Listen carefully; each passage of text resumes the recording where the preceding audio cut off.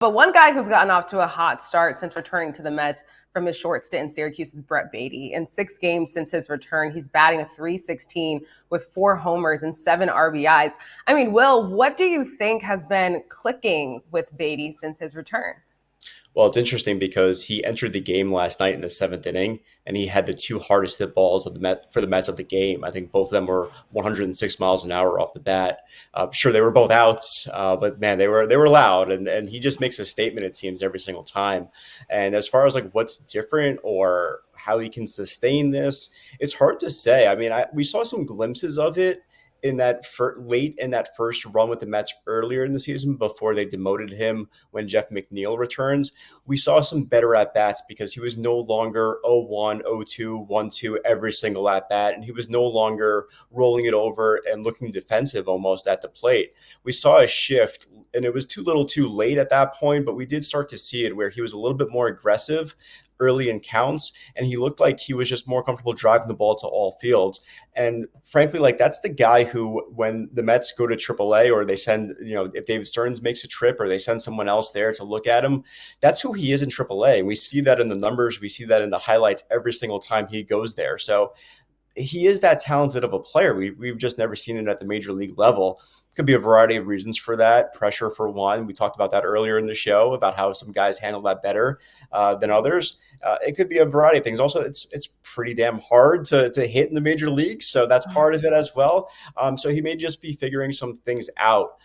He's had a great stretch of games, really dating back to, like I said, that last bit before they demoted him to now. And it just feels like there's a different presence out there for him when he gets to the plate. Like you're excited to see like what he could do. And that's a totally different change because even like when he was going right in some cases a couple of years ago or last year for a little bit of time, he just wasn't hitting with the same authority that he is right now. So clearly there's been some mechanical adjustments as well. That's allowing him to tap into a little bit more power, particularly to the opposite field. So it's all good to see. We have to see it for a little bit longer before we really believe in it, just because of the body of work there. But no doubt, he's a talented player, and it's been really cool to see.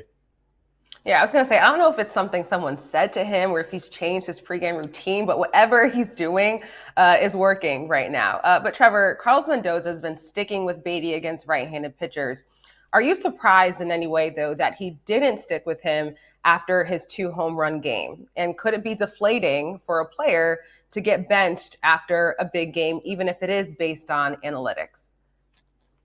Yeah, it can be deflating. I think that, especially for a guy like Baty, who I think is still trying to find his way to be established in the major leagues. Once you get up, that's milestone 1, but the big hardest one is establishing yourself.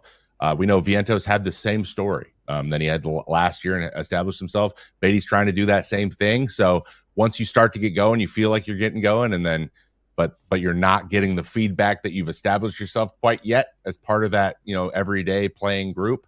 That could be deflating if it happens for a long time, but I've been saying this whole show, I think that the organization itself is on top of it in terms of communication for all levels. And I would not be surprised one bit if he was very, very clear on what is expected of him and how he's being used now, and that it's going to take some time of continued success in order to be slotted in that everyday spot. And it's worked so far. How they've been using him is working, and you can't really refute that either. So it's one of those things. He's like, just hold pat, keep doing what you're doing, and if this is the production you're going to keep doing, you're going to force their hand. And unfortunately, that's where he is at in his career. So you just have to get the job done until they say, okay, it's your job. Now it's your job full time, and then you hold on for dear life at that point. Right. Got to perform and try to do it as consistent as possible. You both mentioned Mark Vientos, who's starting to find his bat after a slow start, but he continues to struggle in the field. Will, are you surprised the Mets haven't used Vientos more at DH and let Baty play third?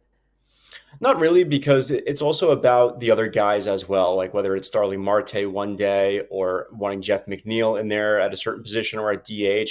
So Carlos Mendoza has this, I don't want to say problem, but there's a lot of competition for these at bats that are up for grabs, whether it's at third base, second base, center field, DH. There's a lot of guys, and Carlos Mendoza is really, I think, at least proving to be adept at really managing that playing time when he has a boatload of guys who need to get into the lineup who don't necessarily have these everyday jobs. Mark Vientos pretty much has an everyday job. He proved that last year, and I think that this year, although he got up to a slow start, he's shown some pretty good things. He's doing a lot better against off-speed pitching. He's not striking out nearly as much as he was last year. He's better when he's down in count. So there's a lot to like offensively from Mark Vientos so far this season, even though maybe some of the traditional numbers don't show that quite yet.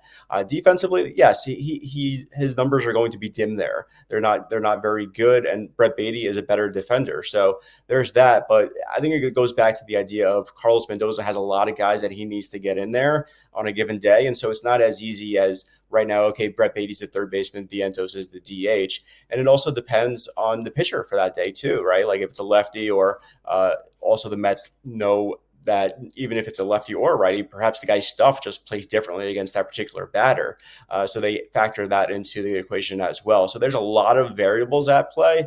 But I do think that that's one of the configurations that I'd like to see a little bit more of, is that Baty at third base, Vientos at DH. But again, it just creates a little bit of an issue of, okay, like what do you do with Jeff McNeil then? Do you put him in center field? And then there's a question about defense. And then there's the Luis Angel Acuna situation at second base. You don't want to take away from his playing time either. So I think right now, Carlos Mendoza is doing a pretty good job of managing it all. And like Trevor was saying, at some point, if Brett Baty continues to hit, he's going to force his way into it anyway. We're not having this discussion, and it's pretty obvious that he has to be the third baseman or he has to be in the lineup every day somewhere. And so it's up to the players. And as of right now, Carlos Mendoza is putting them into situations to succeed and to make the most of it, even if it's not every single day.